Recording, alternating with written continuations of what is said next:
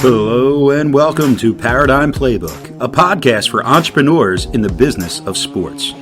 Your hosts, Dave Kozak and Steve Cook, are business owners, successful entrepreneurs, sports enthusiasts, avid readers, and longtime friends. For years, they've read every business book on the market and built successful companies with what they've learned. This podcast will give you the critical takeaways in just 15 minutes a week. It's a quick and easy playbook for building a winning sports business. And now, here are your hosts, Dave and Steve. Thank you for listening. Visit ParadigmPlaybook.com to discover how we can support you and your business. Hey, everybody. Welcome back to Paradigm Playbook's podcast. Did you have to stop? I had to think for a second which one we're doing here. What are we doing today? Welcome back. Anyway, I'm your host, Dave Kozak, alongside my co-host, Mr. Steve Cook. Good morning, David. Hey, Steve, you have a subject matter that is fresh on the top of your mind that you want to discuss today. So why don't you kick us off? So going way back at the beginning of Paradigm Playbook, we kind of introduced a book a week during the... Matter of fact, that was the genesis of the whole thing. Yeah, so it was a book a week. And so we've kind of got off that and stuck to just general business topics. But I thought it'd be fun going back to discussion of customer experience because I just got done reading the book Unreasonable Hospitality. And I guess my general... Where did you get that book, Steve? General reaction is just like, wow, what the hell? Over the top. If you're not familiar, Will Garda, it's Gallardo. Owns Madison Park, 11 Madison Park, a restaurant in Manhattan that was the number one rated restaurant. Officially the number one. Officially. They had to work to get there, but they got to be number one rated worldwide. Yeah, Michelin stars, the whole deal, right? And the story starts in a setting where they get invited to the top 50 restaurant celebration, and they go and they're thinking, they're somewhere in like the top 10, top 20, whatever. That would make them happy. They know that they weren't number one, but they were going to be up there. And when they announce the names, they announce them in descending order. So they start with number 50, and sure enough, bingo, they were number 50. And he sets the setting of the room and like the gasp that they had when they were number 50, and they just were, from that moment forward, relentless in their pursuit of number one. Right. Yeah. And what's interesting about the book is not the specifics of what they did, but the detail to which they took it. And I think that's where we can take that and we can apply it to our business or the sports business or any business. So they're in a restaurant business. And the things that I would never think of in a high class restaurant, there's only one way to set the fork, the knife, the napkin, the salad fork. There's only one right way. And the spacing is impeccable. It's exactly how you want it. There's only one right way to greet the customer when they walk in. There's only one right path to take them to their table. There's only one right way to pass another server in an aisle. So all those details to me, and I got started thinking about, wow, what could we do better in our business that are details that we're not asking you to spend more money on the customer experience, but how can you improve the customer experience? And I think the cool part as he's describing his epiphany in the book, he starts talking about, he's a great chef and they've got a great location and they got all that stuff, right? But his realization was that, like, how do you really determine who's the best chef in the world, right? You're talking about guys that it's incredible. They create incredibly flavorful and delicious food. And, the palate is a unique thing. So the dish I may like, you may like the way the other guy cooked it. And so you're picking the fly crap out of the pepper, essentially, right? And so his realization was, you could argue he's better, you could argue someone else is better, but what you can argue is the experience.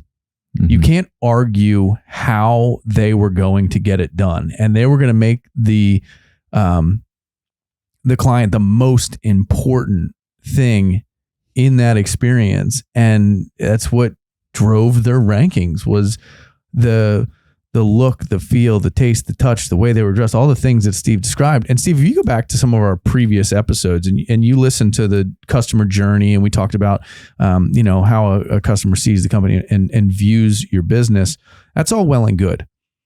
But what happens when they walk through your threshold? Mm-hmm. And, how many times have I mentioned to you, like, how do you greet the client? How do you clean the office? Who's responsible for these things? It's a cultural environment, right, that you're creating. And, some people could argue that it was micromanagement, but they can't argue with the result, right? Yeah. And I think a couple of things that he got away from. One was customer satisfaction. So your goal is never a satisfied customer.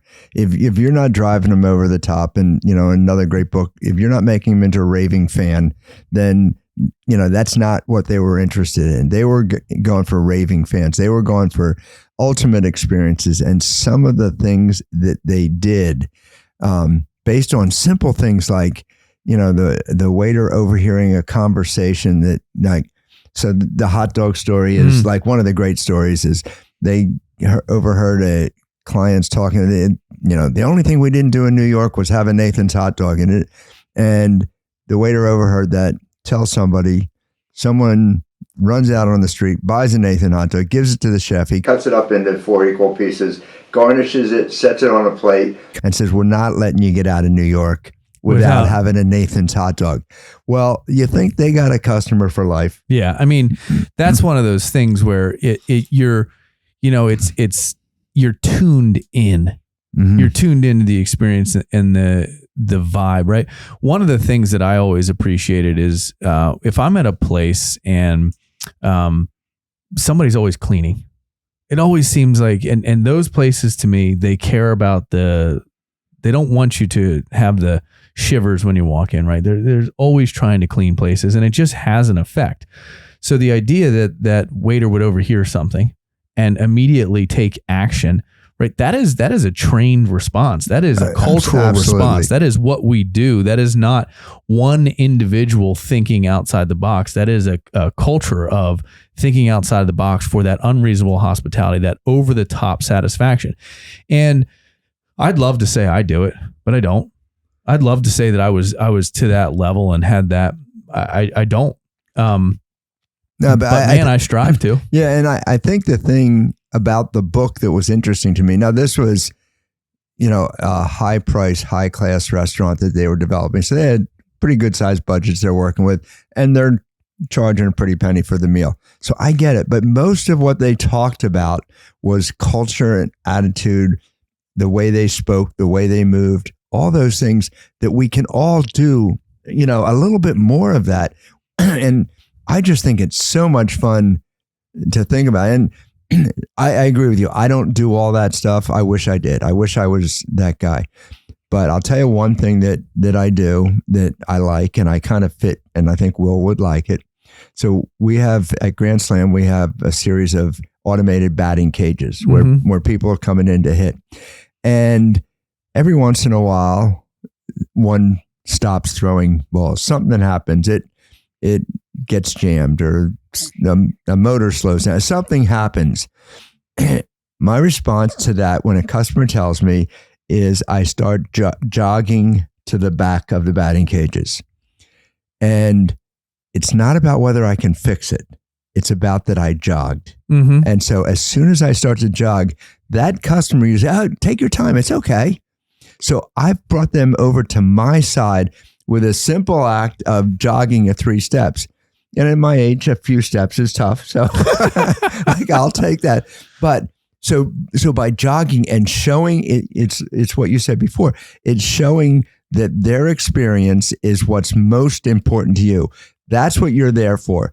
And Will, who was partners with the chef in that business, from the beginning wanted to make a point that the hospitality was every bit as important as the meal itself. Mm-hmm.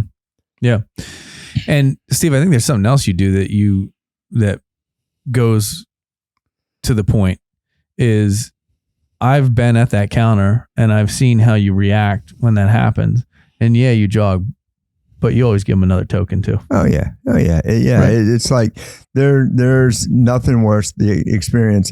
And Will makes another good point is when there's a not a outright dispute, but a disagreement between a customer and staff or whatever, it's never about proving you're right. Correct. That never enters into the conversation.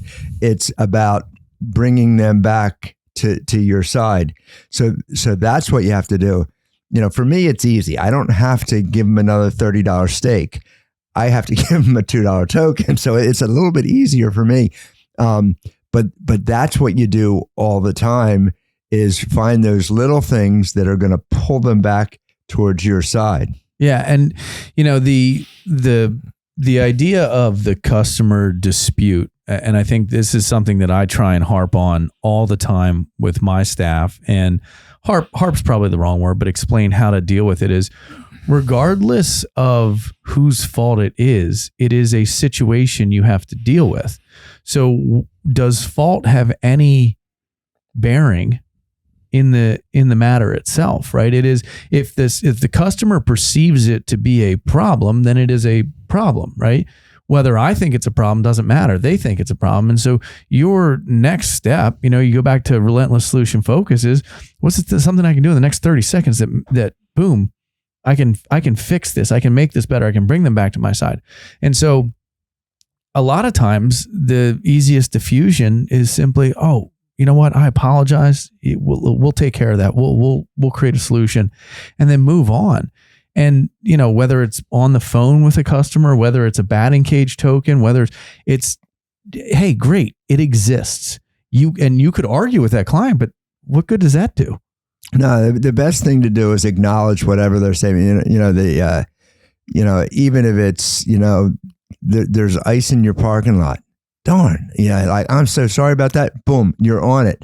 It's not, even if you just sold it and you think you did it. So you react to that customer comment, and everything is about pulling it from what Jason Selk said in RSF is that you got to get out of that negative thought pattern within 60 seconds.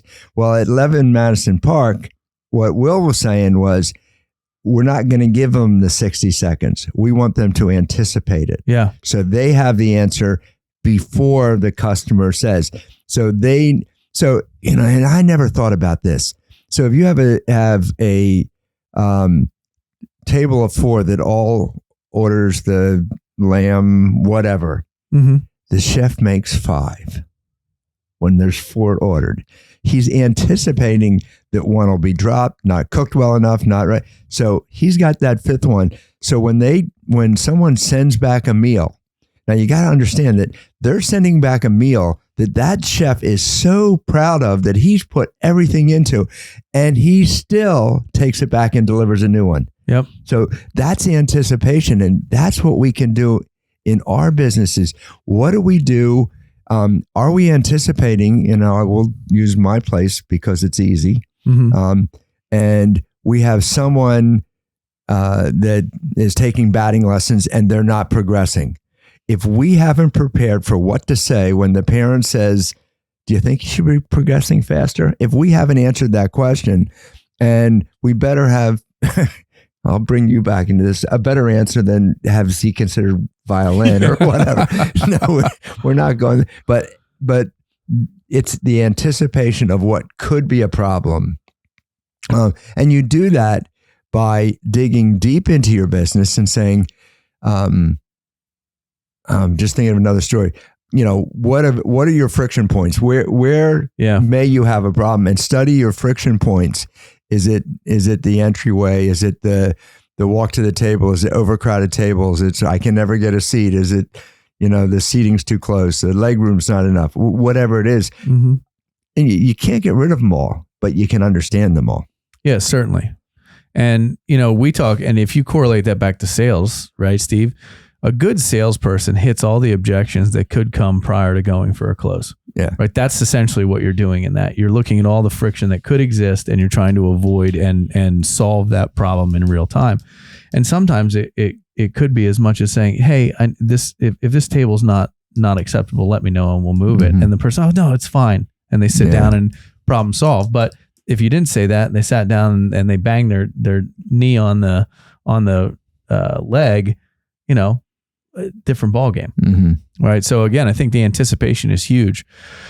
Now, let me go one more story. Ahead, sure. We'll get on. So I happen to be writing this chapter in a book that I'm putting together, and I can't talk about customer experience without going into my favorite sports team of all time, the Savannah Bananas.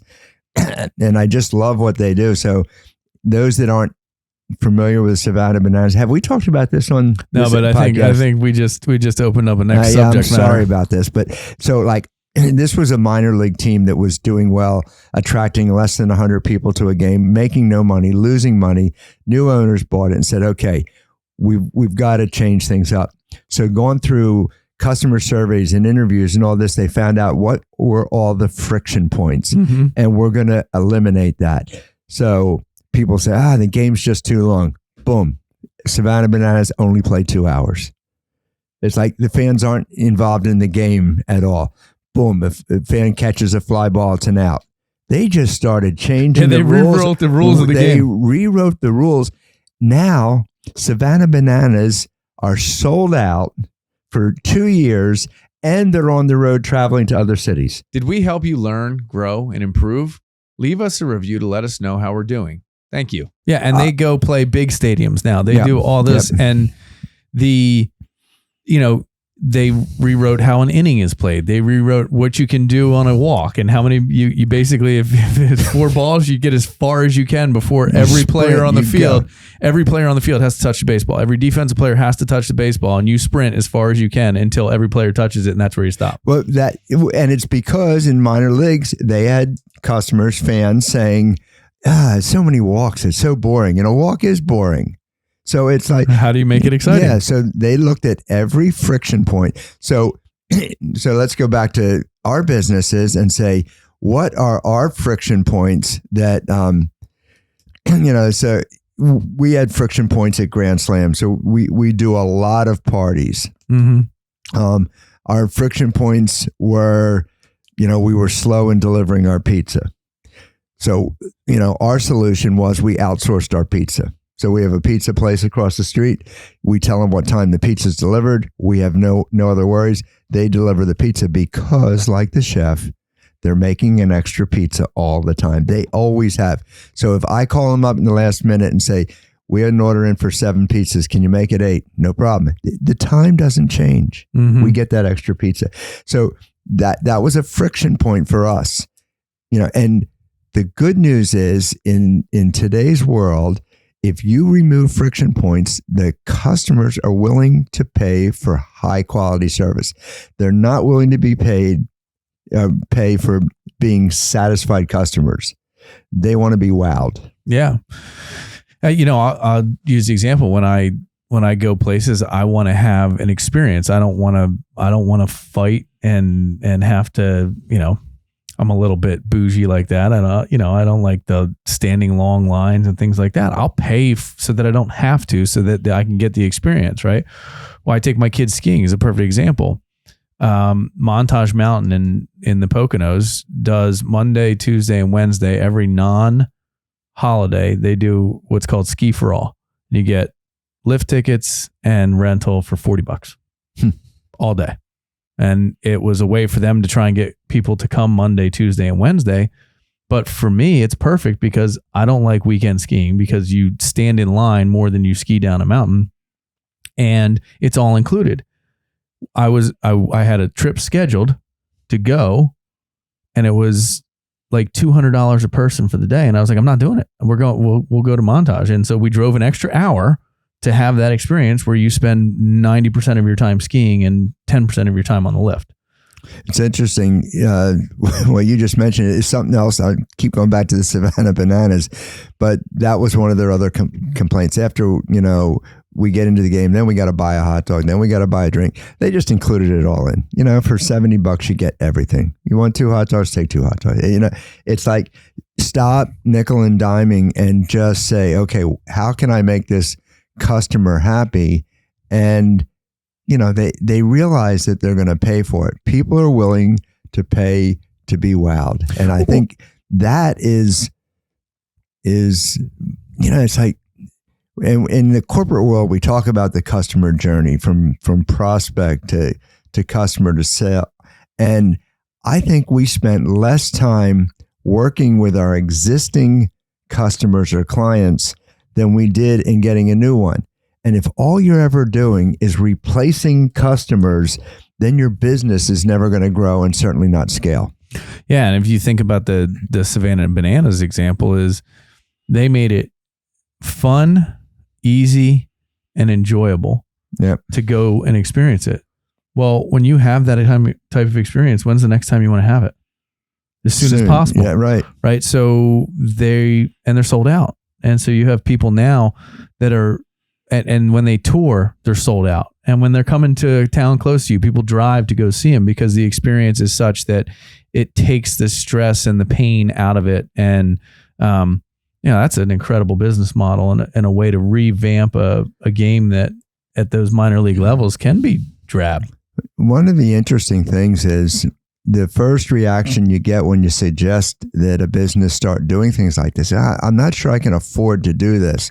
And I'm going to put the case forward that says, I'm not sure you can afford not to do it because somebody in your market is going to do that. Someone is going to offer that little extra something that is going to put them ahead of you.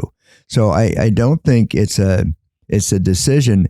And then if you look at how much money you spend in marketing, and you had talked about spending 30% of your revenues or whatever on marketing, if you develop this reputation that goes ahead of you, can you reduce your marketing budget because you've built up a tribe and everyone, if you go from prospect to customer to fan to raving fan, then that raving fan becomes a disciple and they're your marketing arm. That's who's telling it.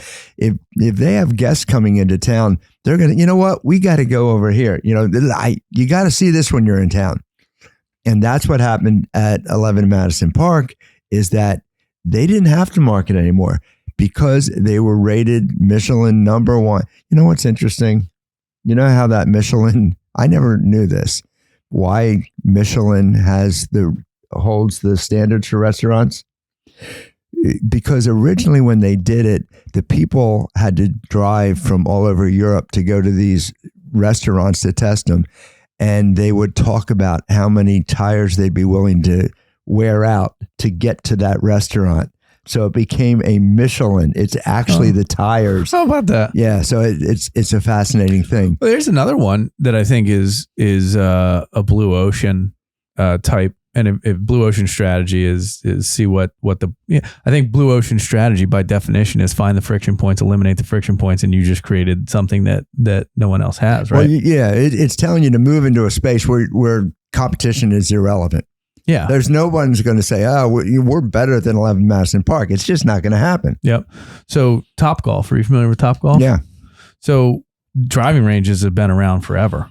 Right. And country clubs and the game of golf, very old, very long. It was a very hoity-toity event early. It's gotten more in the public realm. Tiger Woods was a great component to that and sort of the excitement of young. But Topgolf is a triple decker.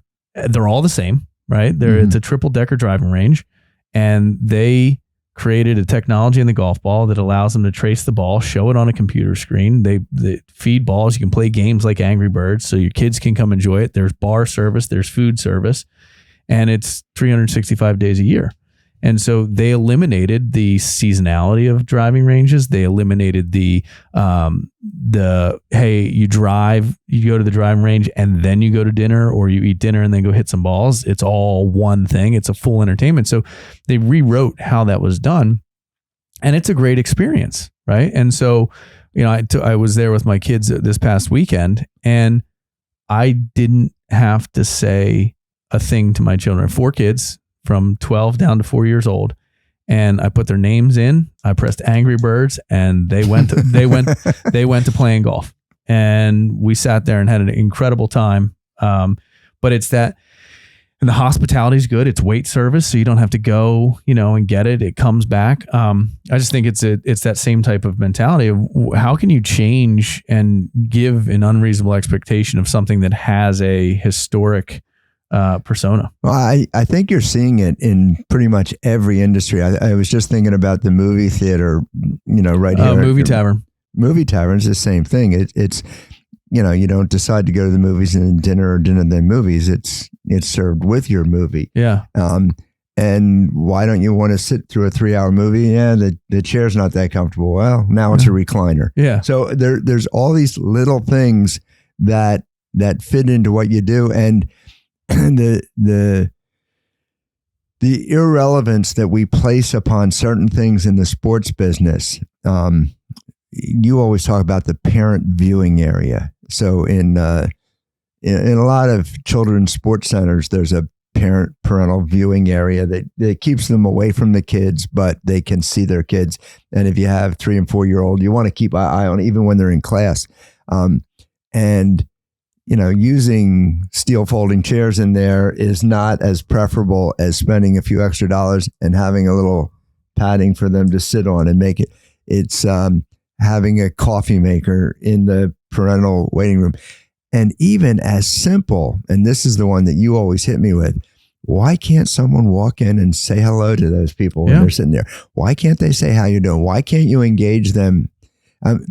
I'll talk about Grand Slam because my favorite part of Grand Slam is, we have a front counter where people buy tokens for the cages.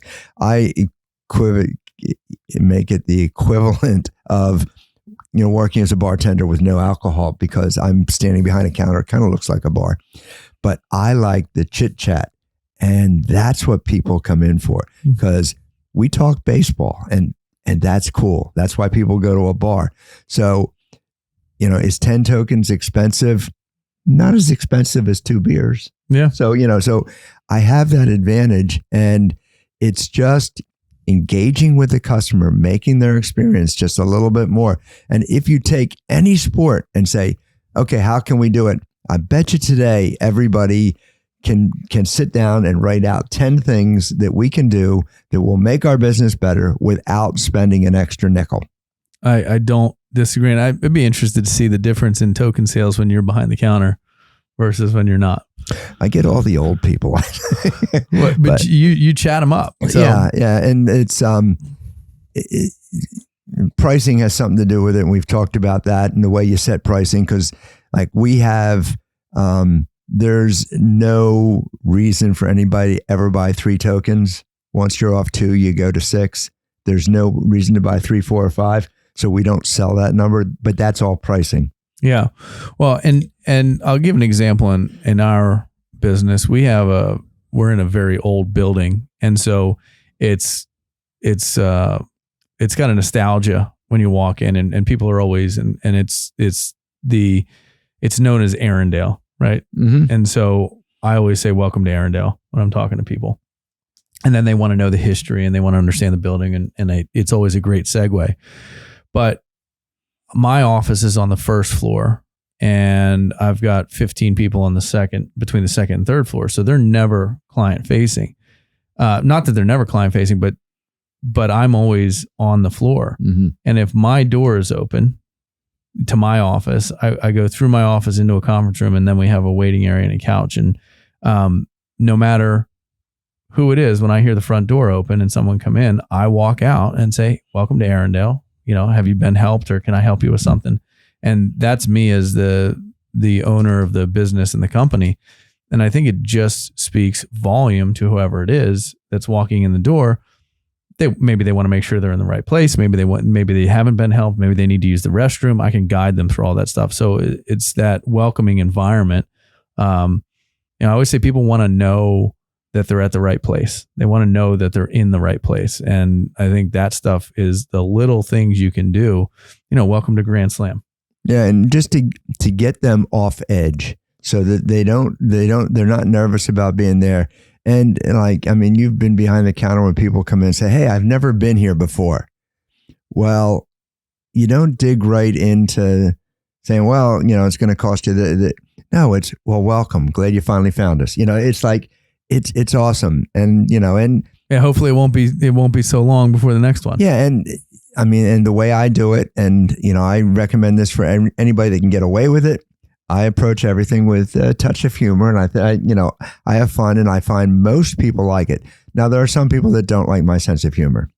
And, hi, I've never been here before. And I said, it's okay. We've only been here 40 years. So, maybe you're just finding your way. Yeah. But most people will smile and they'll be fine with that.